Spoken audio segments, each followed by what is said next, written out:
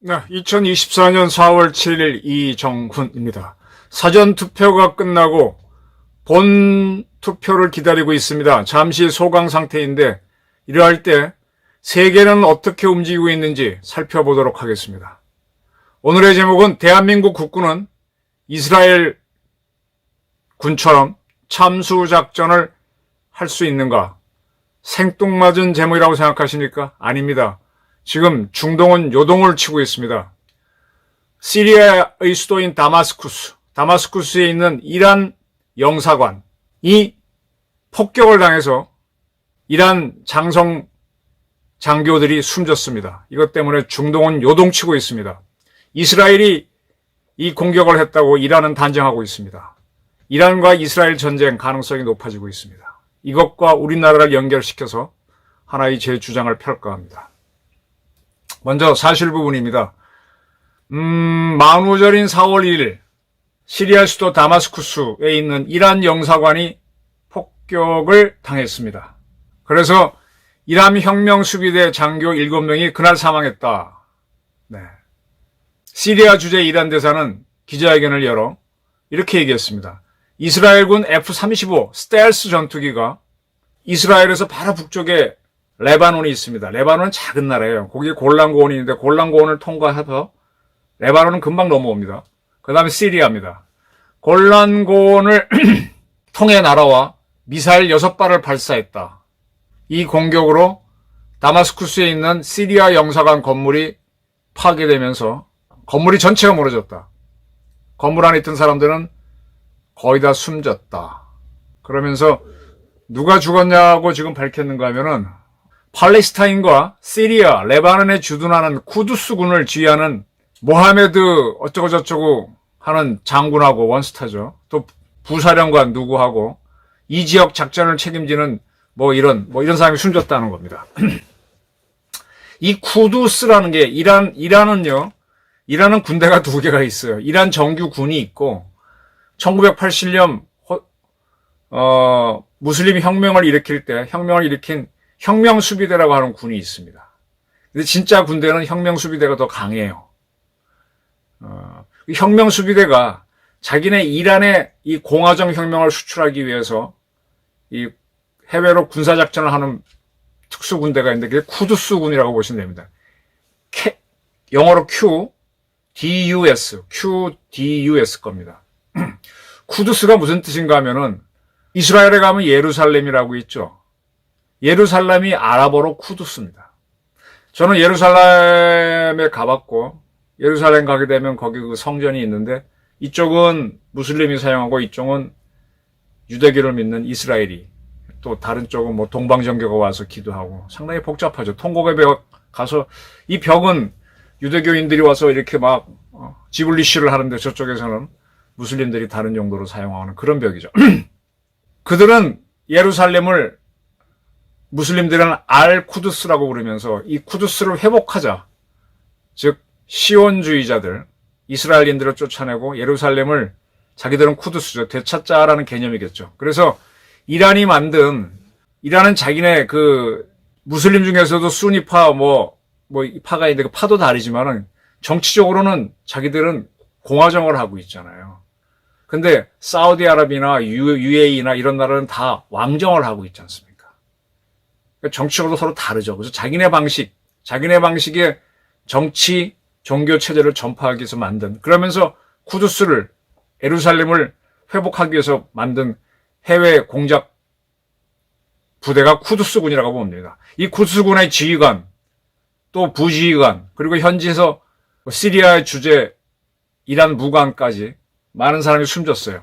근데 이게 아주 재밌는 게 지금 보도를 가만히 보게 되면 시리아 다마스쿠스에 이란 영사관이 있습니다. 건물이 있어요. 이 건물을 때렸으면 심각합니다.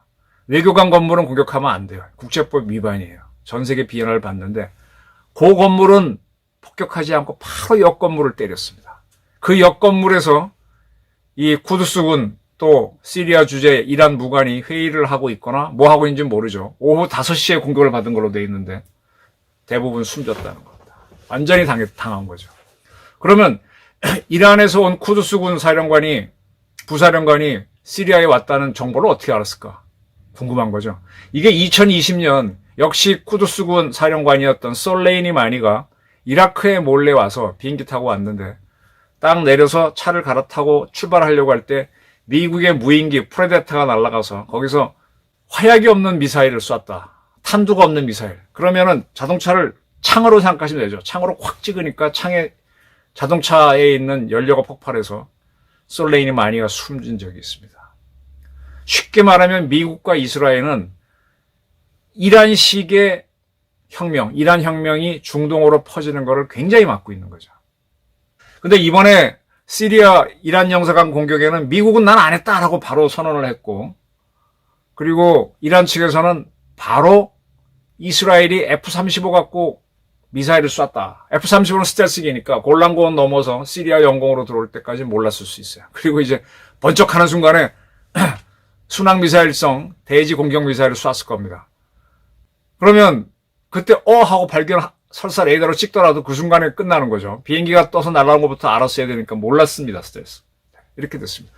그래서 지금 지나갔어요. 4월 5일이 우리 식목일인데 이란이라든지 그쪽에서는 쿠두스의 날, 그래서 쿠두스의 날로 해가지고 그날 이제 쿠두스를 회복하기 위한 뭐 그런 기념을 하는데, 그날 아주 이란에서는 권리대회가 많았던 모양입니다. 이스라엘을 때리자 말자, 때리자는 거 때리자. 그러면서 나온 말이 deterrence creation. deterrence는 억제력이고요. creation은 창출이겠죠. 여러분 뭐 나라를 지키자는 건 다 동의하는데 어떻게 지킬래? 그러면 소총적으로 나가서 지킨다 그러는데 그거는 뭐 그렇게 하는 용기는 가상하지만 과학적으로는 그렇게 하지 않죠. 자, 적이 쳐들어옵니다.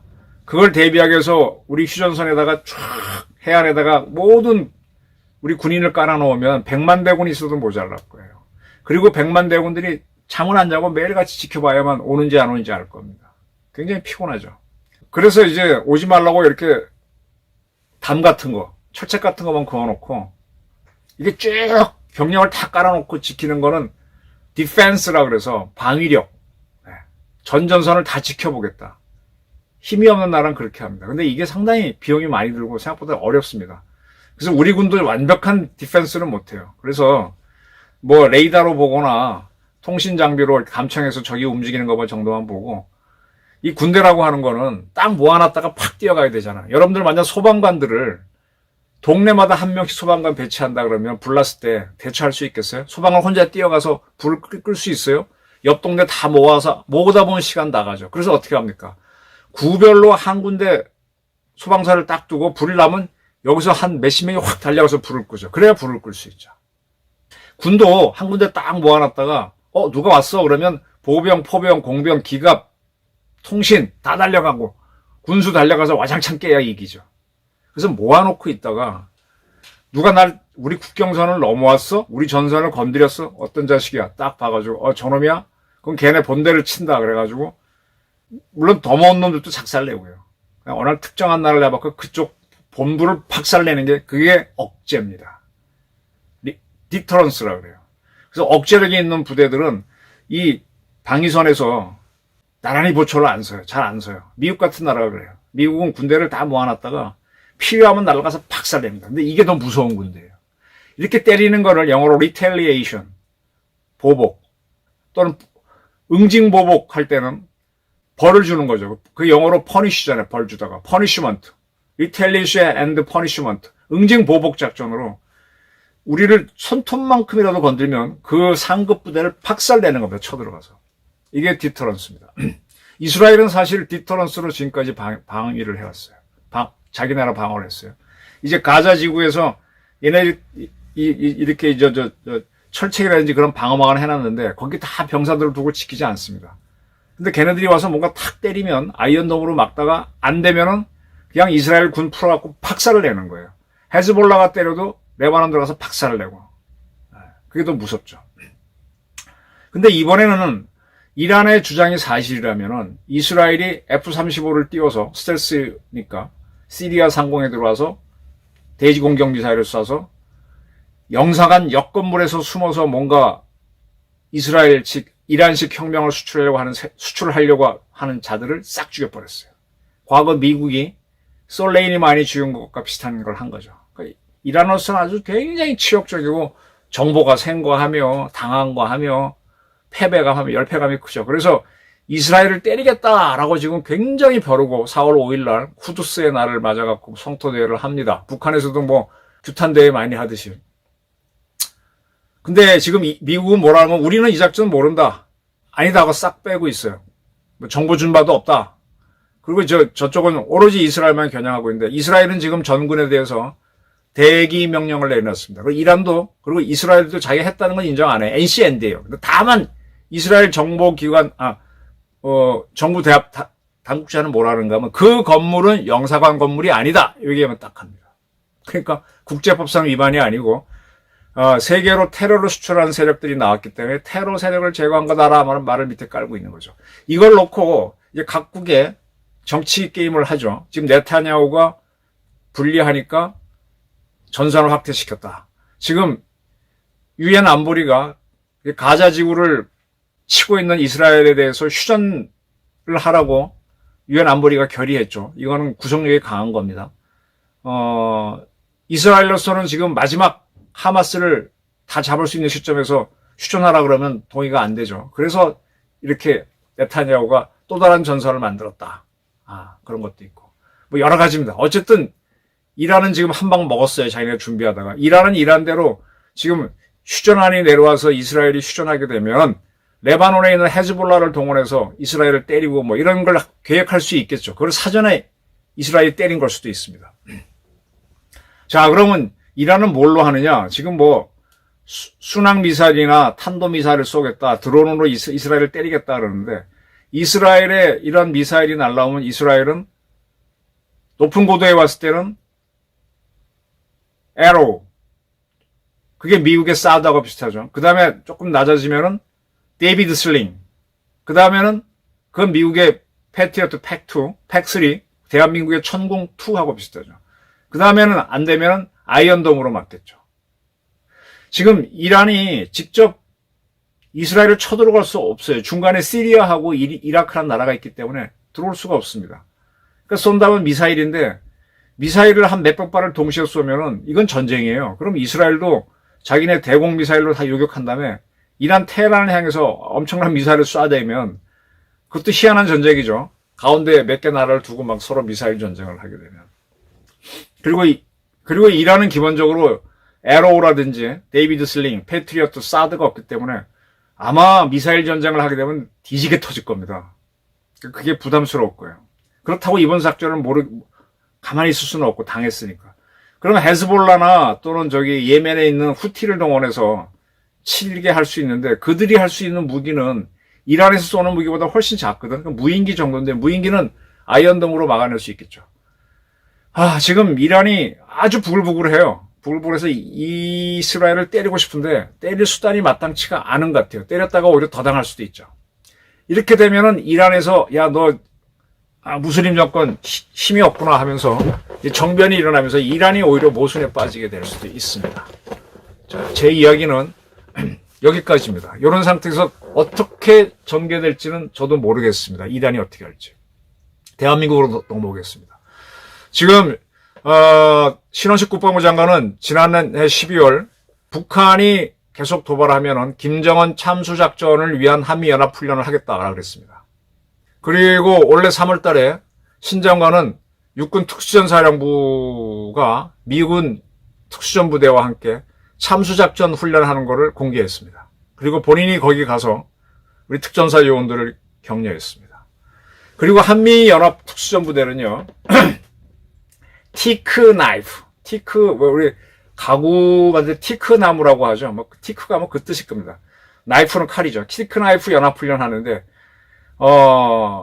이건 상당히 큰 규모의 훈련이에요. 특수전부대뿐만 아니라 공군, 해군도 참여해갖고 복합적으로 작전하는 겁니다. 미 공군의 특수전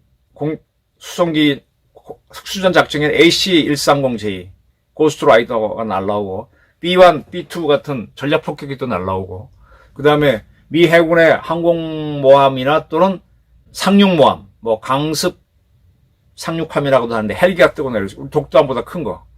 그리고 이제 미 해군의 대북으로 우리 UDT 중에서 더 센 부대가, 미국도 UDT가 있는데 더 센 게 대북으로. 그 다음에 우리의 특전사가 있는 특전사가 더 센 부대를 미국은 델타포스.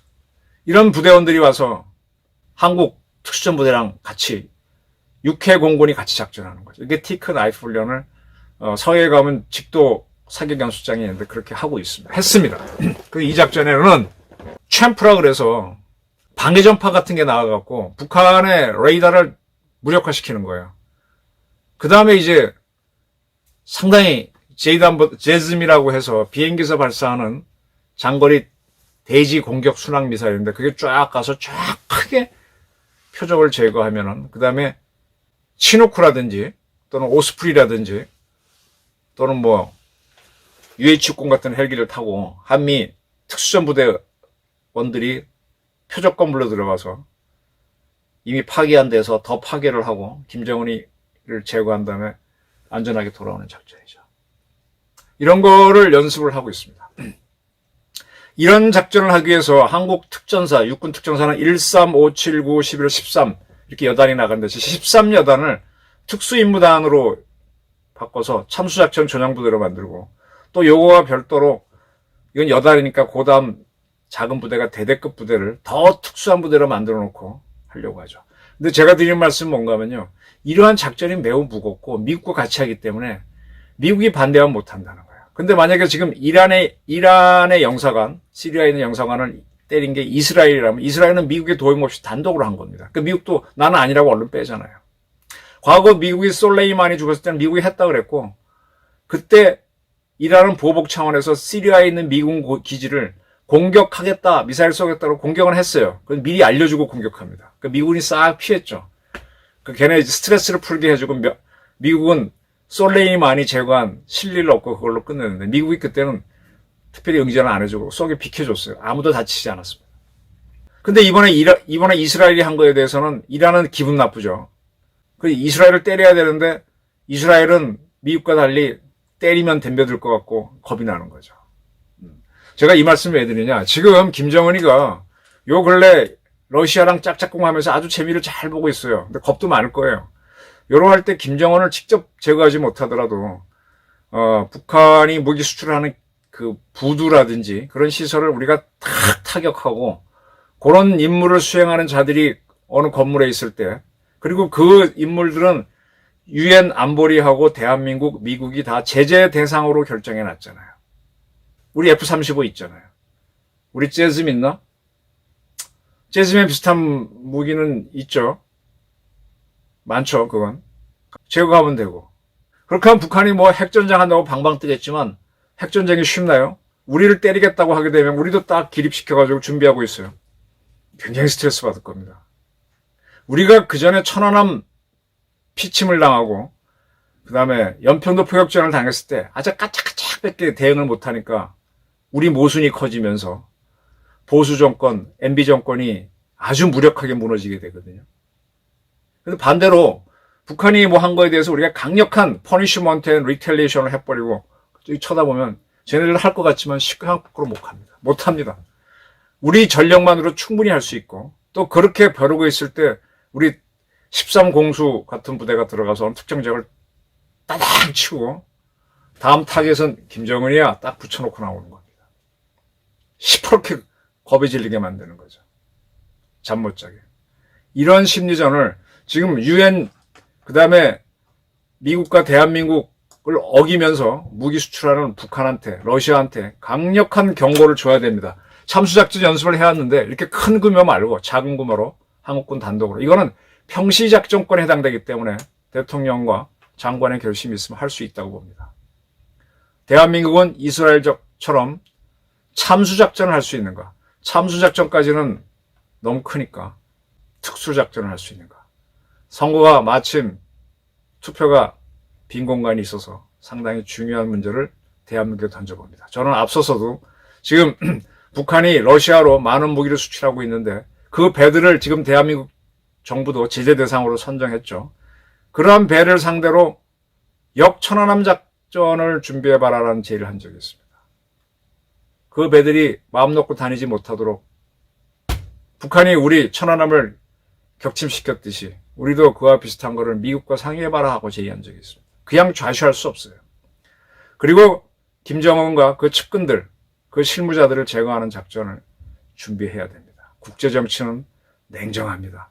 국내에서 투표하는 거는 막 심한 욕하다 잘 안 되면은 감옥 가는 정도지만 국제정치는 죽고 사는 문제입니다. 네, 감사합니다.